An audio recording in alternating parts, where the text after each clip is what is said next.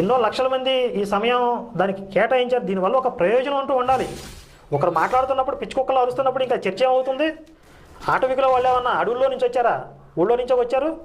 రాతి మానవుల వాళ్ళు ఏమన్నా? అలాంటి వాళ్ళని ఎందుకు తీసుకొస్తున్నారు చర్చల్లోకి?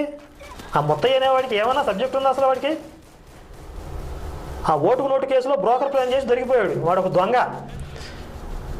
వాడేమో ఆ లాయర్ ఏమో ఎస్టీ అంట, నాయక్ అని చెప్పి నేను ఎస్టీ సర్టిఫికేట్ పెట్టుకుని ఆ లాయర్ తీసుకుని ఉంటాడు. ఆ లాయర్ జాబ్లోకి వెళ్ళిపోయి ఉంటాడు. వీడేమో ఎస్సీ అంటాడు. క్రైస్తవులుగా మారి ఇంకా ఎస్సీ ఎస్టీ ఏంటి వీళ్ళు? దొంగలు వీళ్ళు, 420లు వీళ్ళు. అంబేద్కర్ రాసిన రాజ్యాంగాన్ని మోసం చేస్తున్నారు, మన గవర్నమెంట్ మోసం చేస్తున్నారు. చీటింగ్ కేసు పెట్టాలి వీళ్ళ మీద. ఇలాంటి 420ని తీసుకొచ్చి కూర్చోబెట్టి మాట్లాడటం, వీళ్ళేమో పిచ్చి కుక్కలు వచ్చినట్టు అరవటమా? ఏమైనా అర్థం పర్థం ఉందా దీనికి? ఇంకొక 5-10 నిమిషాలు నన్ను మాట్లాడడానికి అవకాశం ఇచ్చినట్లయితే వీళ్ళ బతుకు